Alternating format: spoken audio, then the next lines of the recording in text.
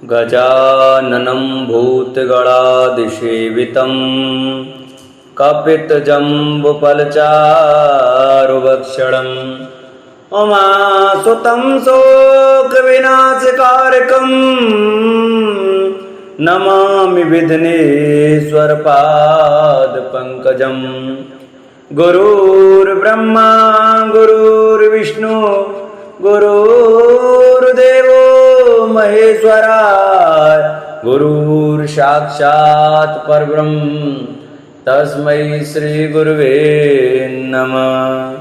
नारायणं नमस्कृत्य नरं चैव नरोत्तमं देवीं सरस्वतीं व्यासं ततो जयमुदीरे।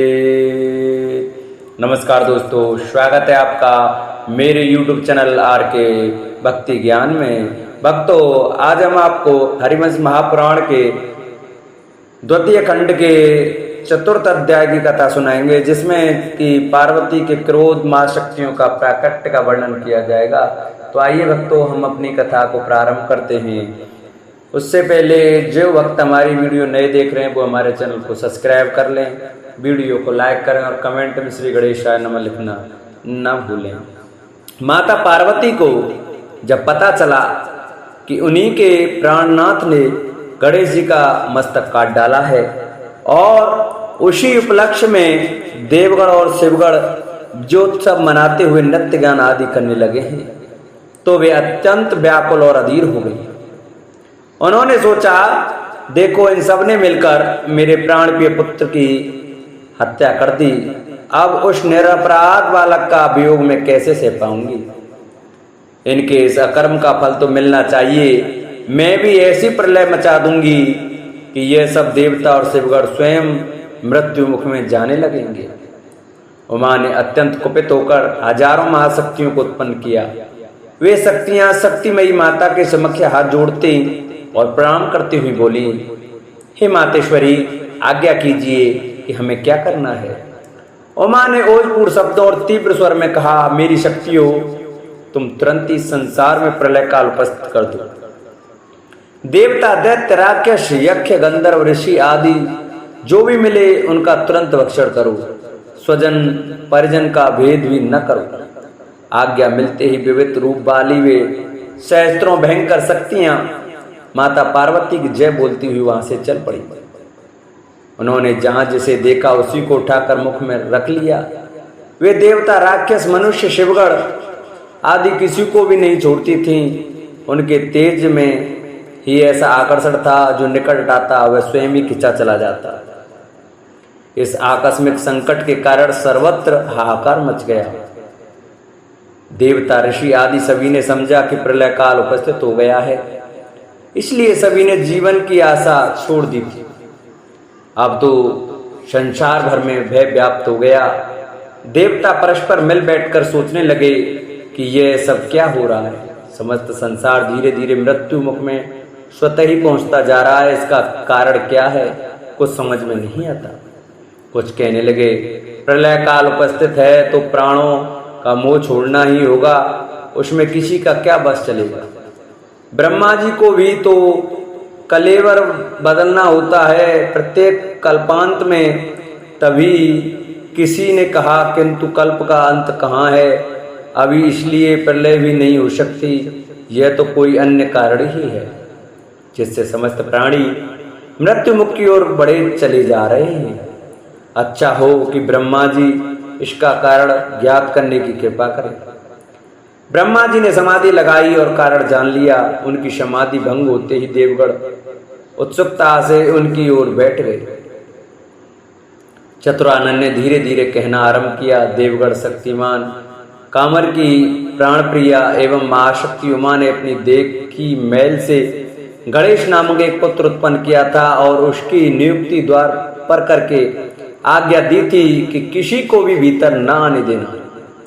वह द्वार पर खड़ा था, तभी स्वयं उमानाथ आए और भीतर जाने लगे। गणेश ने उन्हें रोका तो वे भीतर जाने की हट करने लगे। उन्हीं के आदेश से घोर युद्ध हुआ, जिसमें तुम सबको अपने अपने प्राण बचाने दुर्लभ थे। उसी युद्ध में उमानाथ ने ही उमापुत्र गणेश का मस्तक छिन्न कर दिया। बस तभी से भगवती उमा का भयंकर कोप आरंभ हो गया। सभी एक दूसरे का मुख देखने लगे। कुपित हुई मां शक्ति को कौन रोके और कौन मनाए। तभी ब्रह्मा जी ने कहा कि राजकुमारी के प्रसन्न हुए बिना यह संसार रुक नहीं सकता, इसलिए भगवान विष्णु के पास चलकर उनसे परामर्श करना चाहिए। तभी भगवान विष्णु के पास गए, उन्हें प्रलय के समान भीषण संहार की बात सुनाते हुए उसका कारण भगवती पार्वती का कोप बताया और पूछने लगे, त्रिलोकीनाथ, उपस्थित संकट से आप ही उबार सकते हैं, इसलिए शीघ्र कोई उपाय कीजिए, अन्यथा समस्त विश्व ही मृत्यु के गर्भ में जा छिपेगा। श्री हरि बोले, देवगण, इस विषय में मैं तो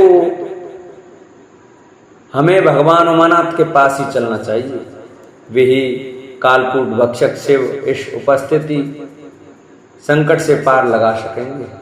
सभी वहां से उठकर विष्णु को साथ लेकर शिव जी के पास पहुंचे और हाथ जोड़कर निवेदन करने लगे, गिरजानाथ, आपने गिरजासुत गणेश का मस्तक काट दिया, उसी से कुपित हुई वे मां शक्ति विश्व में प्रलय करना चाहती हैं। समस्त संसार भीषण विभीषिका से भयभीत है, अब आप ही इस संकट से रक्षा करने में समर्थ हैं। शिव बोले, देवगण, तुम सबका कहना यथार्थ है, मेरा विचार है कि सभी लोग उस देवी को समझा बुझाकर शांत करें तो कार्य बन सकता है। चलो मैं भी साथ चलता हूं। देवगण आगे आगे और शिव जी पीछे पीछे चले। भवानी के द्वार पर पहुंचते पहुंचते न जाने कितने देवता शक्तियों द्वारा खींच खींच कर निकल लिए। उस समूह में देवता, दैत्य, राक्षस, ऋषि, यक्ष, किन्नर, दिक्पाल आदि सभी थे। वे सभी अपने अपने प्राण बचाकर भाग खड़े हुए। इस प्रकार देवता में से किसी का भी साहस अब आगे बढ़ने का न हुआ। ब्रह्मा, विष्णु की भी क्या, स्वयं रुद्र भी रुद्राणी के तेज से व्याकुल होकर पीछे की ओर भागे। पुनः देवताओं ने एकत्रित होकर विचार किया, अब क्या किया जाए। रुष्टा रुद्राणी के सम्मुख कौन पहुंचे। इस प्रकार कहते हुए वे किसी निष्कर्ष पर नहीं पहुंच रहे थे। जिसका नाम लिया जाता वही अपनी असमर्थता प्रकट कर देता। तभी देवर्षि नारद जी वहां आगमन हुआ। देवताओं ने उनका बड़ा स्वागत सत्कार किया और फिर रुद्राणी के रुष्ट होने का सब प्रसंग सुनाकर बोले, महर्षि, आप त्रिकालज्ञ और सभी के उपायों के ज्ञाता हैं। जब तक भगवती गिरजा प्रसन्न होंगी तब तक यह संहार रुकेगा नहीं, वरन बढ़ता ही जाएगा, इसलिए इसका कोई उपाय करने की कृपा कीजिए। नारद जी हंसे बोले, मां शक्ति की महिमा शक्तिमान से भी सिमटने में नहीं आई। अब इसका उपाय एक ही है कि आप सब लोग रुद्राणी के समीप चलकर स्तुतियों से उन्हें प्रसन्न करें। नारद जी का परामर्श सभी को हितकर प्रतीत हुआ और तुरंत ही देवर्षि को आगे करके पार्वती जी के भवन की ओर चल दिए। यद्यपि रुद्राणी अत्यंत कुपित थीं, तो भी नारद जी को सबसे आगे देखकर मौन हो गईं। तभी देवताओं ने अत्यंत श्रद्धा भाव पूर्वक उनकी स्तुति आरंभ की। देवगण बोले, हे जगत जननी, हे शिवे, हे परमेश्वरी, आपको बारंबार नमस्कार है। हे कल्याणी, हे अम्बे, आप ही संसार की उत्पत्ति, स्थिति और प्रलय की कारणभूता हैं। भगवान रुद्र की आदि शक्ति रुद्राणी आप ही हैं। हे माता, आपके कोप से त्रिलोक व्याकुल है। न जाने कितने जीव आपकी शक्तियों के मुख में जा पहुंचे हैं। बड़ा भीषण संहार हो रहा है। देवेश, अब आप क्रोध को छोड़कर प्रसन्न हो जाइए। हे गिरजानंदिनी, हम सभी आपके चरणों में प्रणाम करते हैं। इस प्रकार बारंबार प्रणाम करने और अनेक प्रकार से स्तवन करने पर भी जगदम्बा का क्रोध शांत न हुआ। वरन वे मौन रहती हुई भी उन सबको क्रोधपूर्ण नेत्रों से देखने लगी। उन नेत्रों से चिंगारियां निकल रही थीं। देवगण भय के कारण नेत्र झुकाकर पीछे हट गए।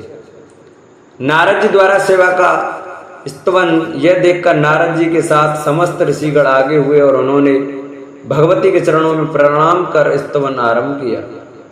देवी सभी प्राणियों को सहार समुपस्थित है। दोषी देवताओं के अतिरिक्त निर्दोष ऋषि मुनि भी काल कवलित होते जा रहे हैं। इसलिए इस व्याकुल हुए विश्व की ओर देखिए।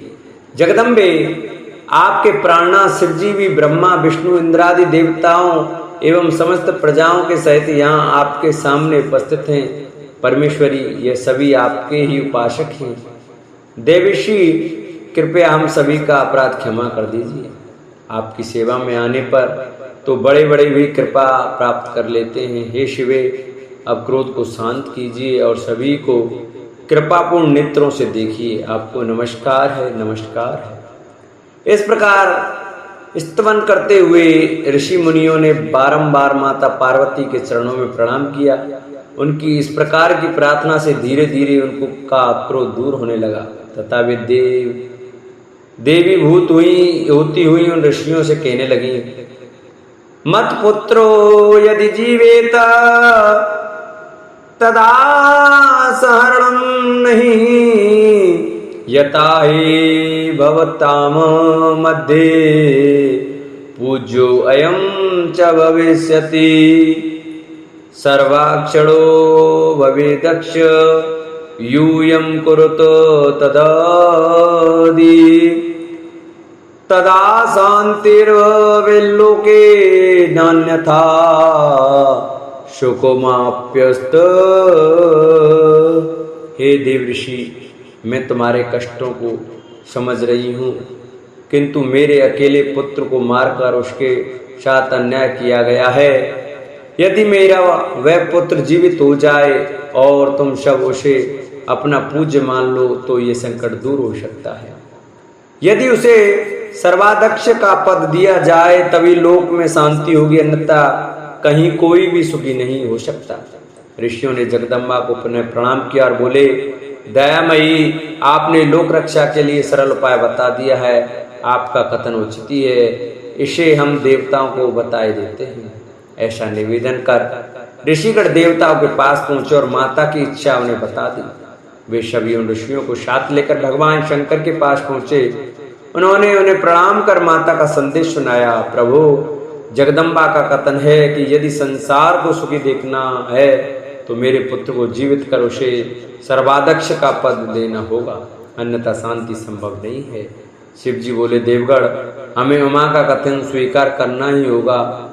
उसकी बात मानने से ही संसार का तथा हम सभी का कल्याण निहित है, इसलिए वह करना उचित है। देवताओं ने कहा, प्रभु, पार्वती पुत्र जीवित कैसे हो?